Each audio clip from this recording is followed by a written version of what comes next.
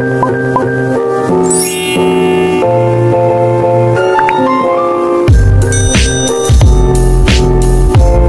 everyone, I have beautiful friends. What is your name? My name is Lizel. Lizel? Lizel Panario. Lizel, are you working here in Dumaguete? No, ma'am. And then, are you applying here? Yes. So, Qualphone. Qualphone. So, are you first year college? Yes, ma'am. And then, what, second year college or first year college? Freshman, first year college. So, what, if you apply the Qualphone, what kind of job? Position of non-voice, ma'am. Calling. Calling. So, are you speak good English? Maybe. So, Lizel, where are you from the city? I came from Kalumbuyan, Bayawan City. It's very far here in Dumaguete. Yes. So, Lizel, how old your mother? How old is she? She is 50 years old. Your father? My father is a senior citizen, 60. Is both of Yes. Okay. And then, Lizel, how many siblings do you have? I have 2 older brother and 3 older sister. Wow. So, are you the eldest? You're the eldest? Good. And you have a lot of plant, sugar king? Yes, ma'am. Wow. So, do you have big land in Bayawan? Little bit. A little bit. It's okay. And then, if you planning to job here in Dumaguete at the call center, it's better with you. It's very far your mother. Yes, it's okay because job man jud akong tuyo diri. So okay ra. So he want to, because Lizel, he want to job. So Lizel, do you have a boyfriend already? No, since wow. So this the three months he's give with you for the through a Qualphone. The Qualphone. Okay, it's good. I have my friend in Qualphone. He give his work to give the pliers. He said that is 500 a day for give the pliers. Good salary. Yeah, good salary. But it's not every day. I think 10 days only work. So Lizel, why you stopping to schooling? I stopped school because nagkasakit ko. I have sick with illness of anemia. Do you have anemia? What happened? Sa through kanang pulaw. Over fatigue. So stress. So you mean if the night you can sleep? Yes. Good. So this issue, do you have anemia? Anemia. So what is your feeling if you have anemia? Shaky akong nga mga body, shaky, and then mag-weak. Di kay ko move. Oh, very sad. And then what you have medicine maintenance? Yes. As of now, I take a medicine of multivitamins. Multivitamins. Because if you work at the Qualphone or the assign of nights, what happened? Because that time. But so as of now, I'm good naman. So it's better naman ko. Okay na. So you are very young too. Do you have anemia, right? In your home, what is your work? Helping my mother, like sweeping. Nanara siya.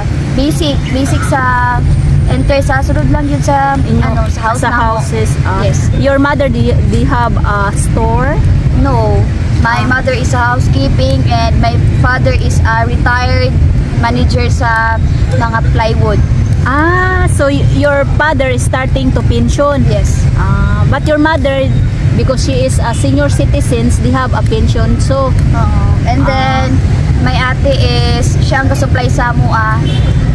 She working at a cruise in Singapore. Really?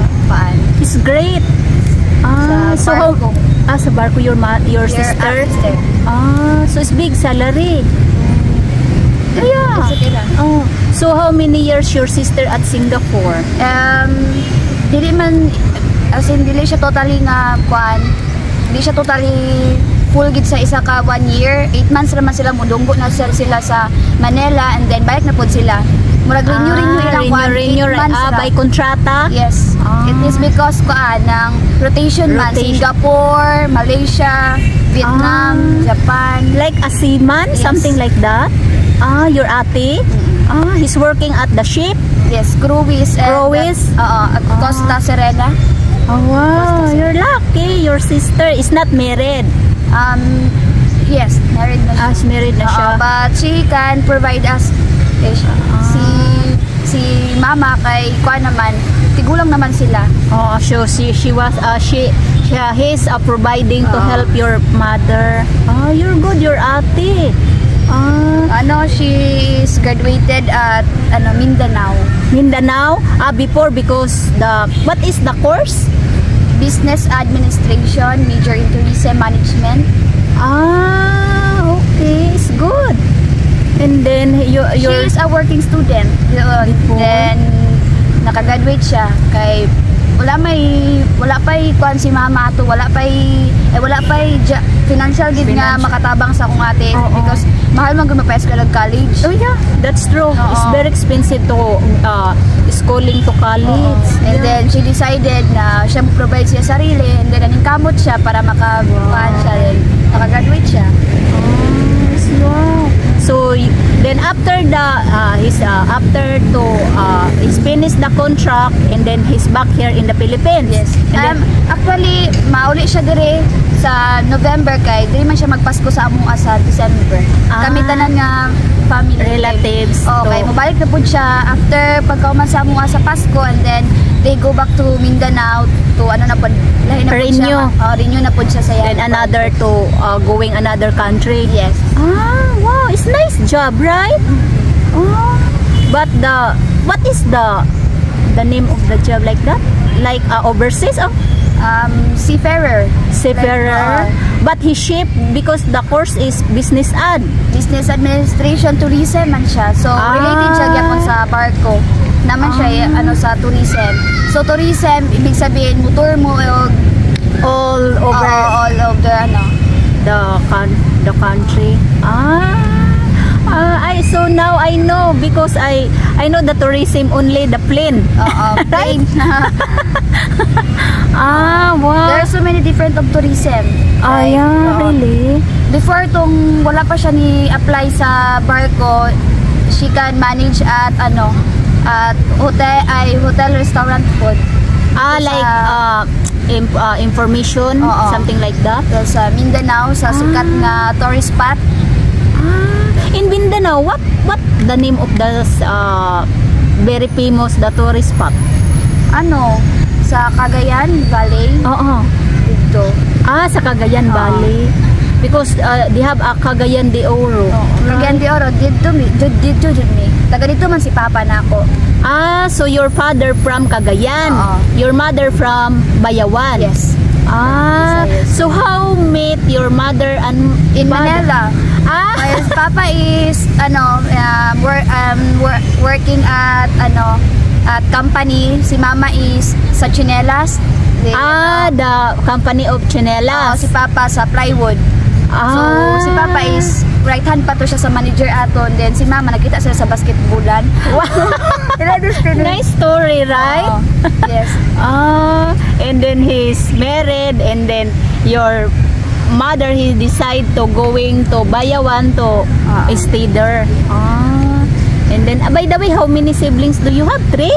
I have 3 older brothers and 3 elder sisters. So and I am the youngest. So you have 7 siblings. Wow.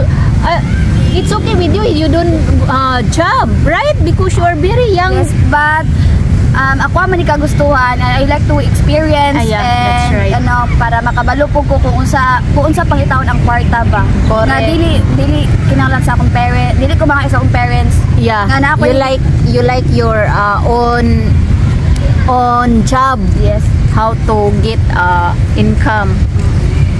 Since I have a kanang dako ang pagsalig ni mama sa ako ba since I was in with high honors Amwa school, and then nang murag lang ko mapursu ang akon nga self to explore nga makabalo ko sa unsa akong mga plan in the future. Wow, you're very smart. Right? Yeah, because some youngest is not thinking about that. Because like a baby, right? Yes. So Lizelle, thank you so much for sharing story to my interviewing with you. Thank you, Okay, ma'am. bye-bye.